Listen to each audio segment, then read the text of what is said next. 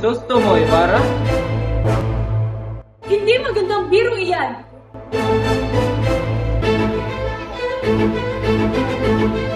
Tinatanggap mo ba si Paulita Gomez para maging kabiyak mo habang buhay?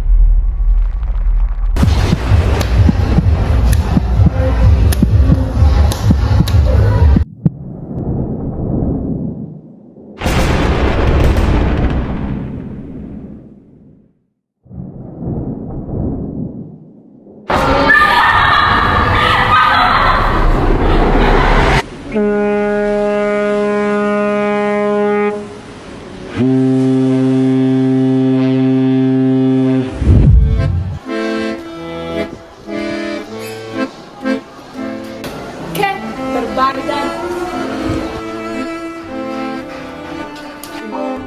Yanong lapastangan.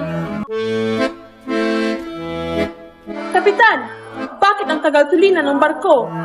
Sadsad tayo sa butring iyan niya Beksolin. Ang lunas ay napakadali lamang, kumukay ng kanal sa Maynila. Magbukas ng bagong ilog at tabunan ng ilog Pasig. Nasisira ang kabayanan. Buwes, pamira! Gamitin ang mga bilanggo at biyag upang walang pera masayang. Ngunit, maaari itong magbunga ng paghihimagsik. Ang lupaing ito ay ilang beses na naghimagsik. Ang mga pulong ito ay hindi na maaaring maghihimagsik. At kayo, Padre Salvi, ano bang silbi niyo mga prali kung maghihimagsik ang bayan? Mag-alaga kayo ng pato ang bayan. Aba, darami lamang ng nakakatiring balon. Mabuti pa itabunan ng lawa.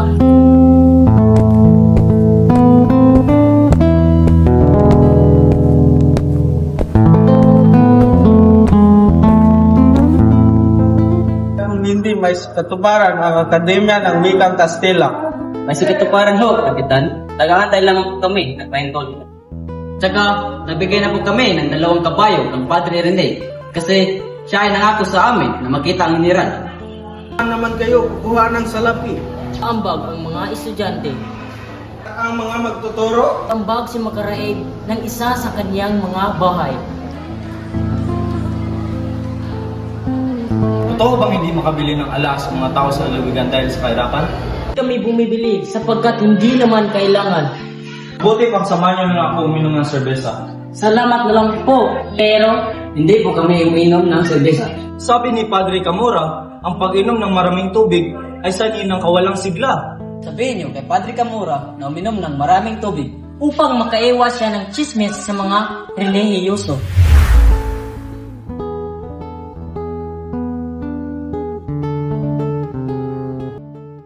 Saan kayo nanggaling? Hindi niyo nakita ang bahaging pinakamainam sa paglalakbay. Marami na akong nakita ang mga ilog na may magagandang tanawin. Ang hinahanap ko ay alamat. Ikinuwento na ito ni Padre Florentino. Napakagandang alamat. Ano sa palagay niyo, Padre Salvi? Hindi ba't mabuting sabihan tayo na lang siya ay tinulong?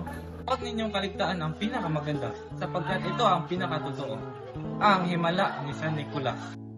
Agad namang ikinuwento ni Padre Salvi ang tungkol sa milagro ni San Nicolas. Ang gilagilalas na alamat, napagandang ilathala. Na tayo sa lawa, ang kapitan ang maraming nalalaman.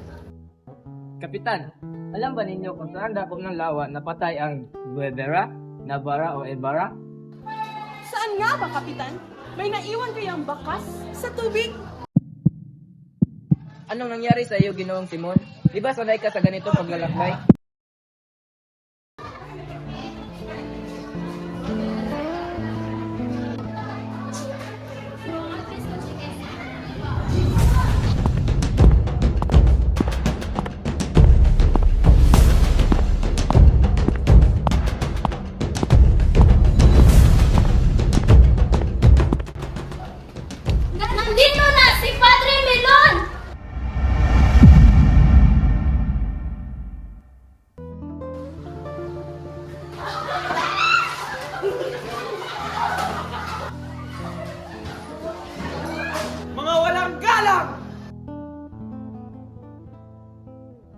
Ngayong umaga ay sisikapin nating unawain ang batas ng pisika.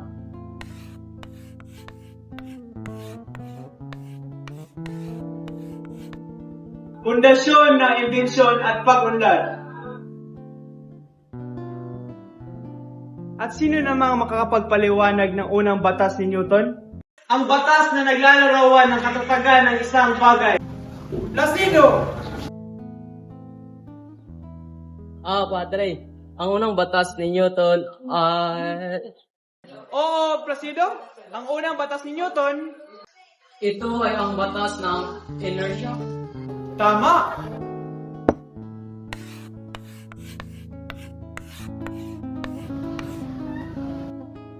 Ang isang bagay ay mananatili sa kalagayan nito maliban kung may isang puwersang kumilos dito.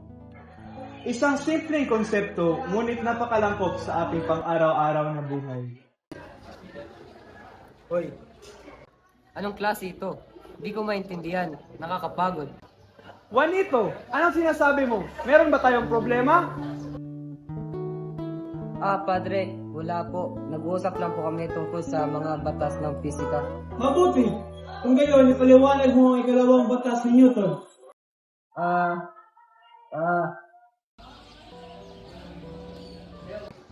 Placido, tulungan mo ako. F equals ma.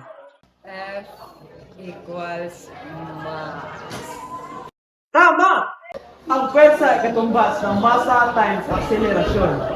Ngayon, tapos na ang klase. Tumayo ang lahat at manalangin.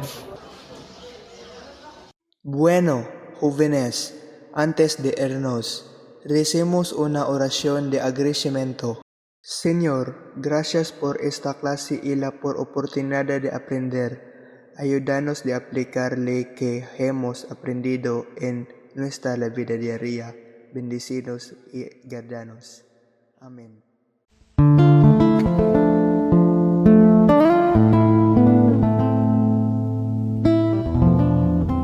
Hola, amigos! Nakita niyo ba ang bagong paskin? Ang mga Friday ay hindi na nakapagpatuloy sa kanilang mga kasalanan. Tayo ay makakapag-usap na ng malaya.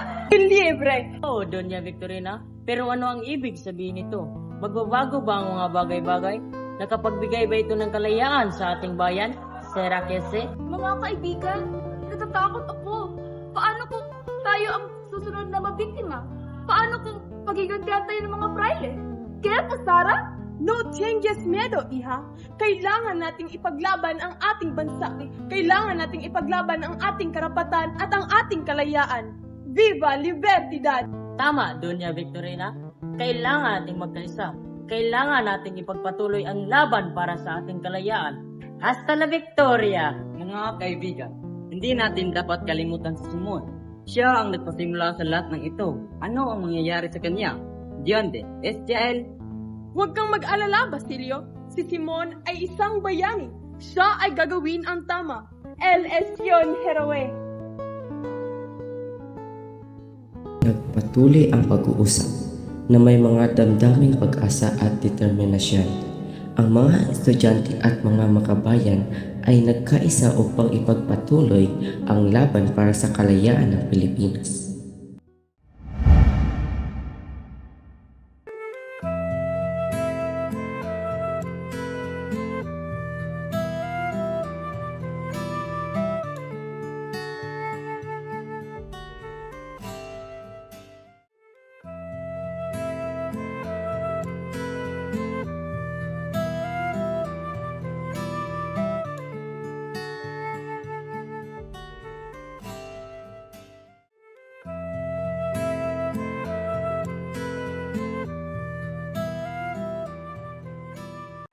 Tinatanggap mo ba, Paulita Gomez, para maging kabiyak mo habang buhay?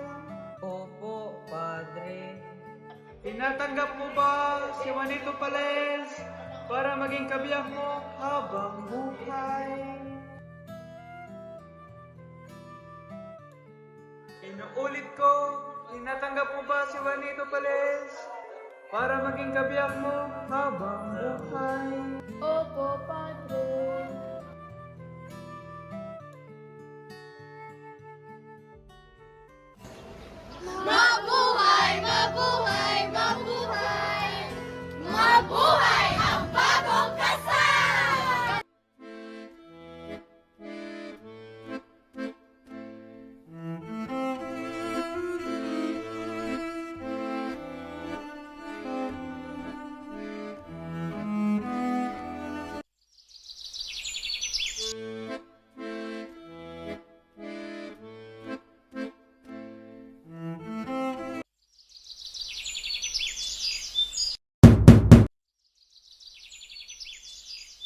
Sinang, kamusta ka na? Maayos naman ho, Ginoo. Halika't samahan mo kami sa pagkainan. Tuloy ho kayo, Ginoong Simon.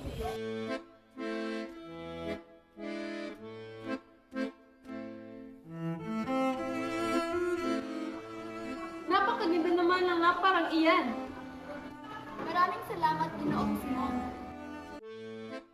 Halina't makisalo ka muna. Salamat sa iyong pag-aalok, Senyor. Ngunit may gagawin ako at mauna na rin ako.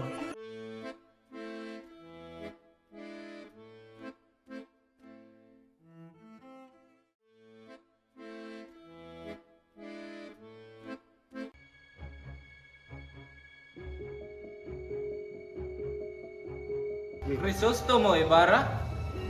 Hindi magandang biro iyan. Huwag kayong mabahala. Hindi naman totoo iyan. Ngunit ito'y nanggaling na sa taong matagal ng patay.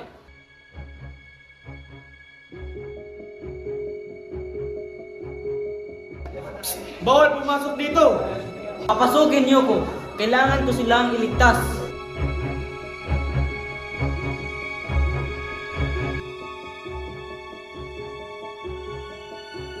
Isagani, ba't ka nandito? Pupuntahan ko si Paulita. Sandali, huwag kang tutuloy. Isagani, makinig ka ng mabuti. May isang bomba sa loob ng lampara doon. Kahit anong oras na iyon, puputok na iyon. Bumba? Oo, bomba. Kaya utang na loob, huwag kang tutuloy. Anhin, Basilio. Kailangan kong isalba si Paulita. Ngunit, Isagani! Hindi! Paulita! Ito ay sulat ni Crisostomo Ibarra. Kailang mga boy, gusto niya tayong patayin. Itaas ang mitsa ng lampara.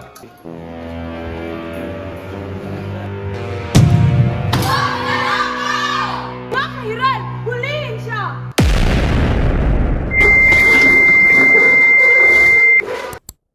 Nagtataka rin ba kayo kung bakit sumabog ang lampara at anong mga kemikal ang ginamit dito? Alamin natin yan. Ang kemikal na ginamit sa kabanatang ito upang sumabog ang lampara ay tinatawag na nitroglycerin o nitroglycerina. Ang nitroglycerin ay isang uri ng gamot na nabibilang sa grupo ng mga nitrate. Ito ay ginagamit upang maibsan ang pananakit ng dibdib at hangin na nagdudulot ng sakit sa puso. Bukod pa sa pagiging gamot, ang nitroglycerin o nitroglycerina ay kilala bilang isang napakasensitibo at pampasabog na likido na ginagamit sa paggawa ng dynamite o dinamita. Ang lamparang iyon ay dinamita? Buhay si Crisostomo Ibarra? Lahat ng ito ay bahagi ng kanyang plano. Si Simon, si Crisostomo Ibarra? Si Simon? Isang taksil, puwera! Hanapin niyo ang punyetang iyan.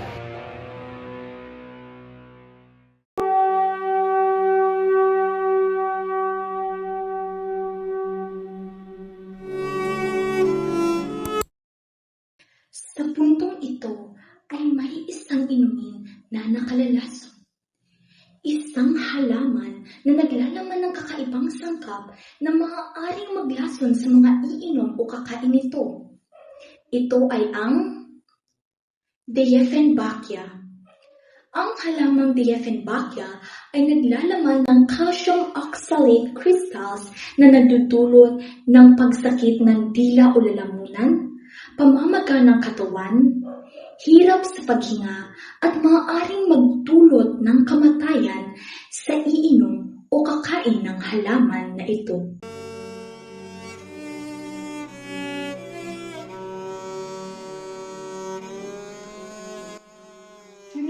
Senyor Simon! Teka lang, tatawag muna ako ng gagamot. Saglit lang, Padre. Nangyari na ang dapat mangyari. Mas gustuhin ko pang mamatay kaysa mahuli at makulong. Ano ang ibig mong sabihin, Senyor Simon? Plano ko ang lahat ng ito dahil sa galit at kagustuhan kong magiganti. Naalala ko tuloy ang matamis na pagsisintahan namin ni Maria Clara. At kay sakit matuklasan na siya'y namatay sa kumbento nang hindi ko man lang nailigtas. At sana sa susunod na kwento, magiging masaya na kami. Anong ibig mo sabihin, Senyor? Padre, ang tunay ko na pangalan ay si Juan Cristo.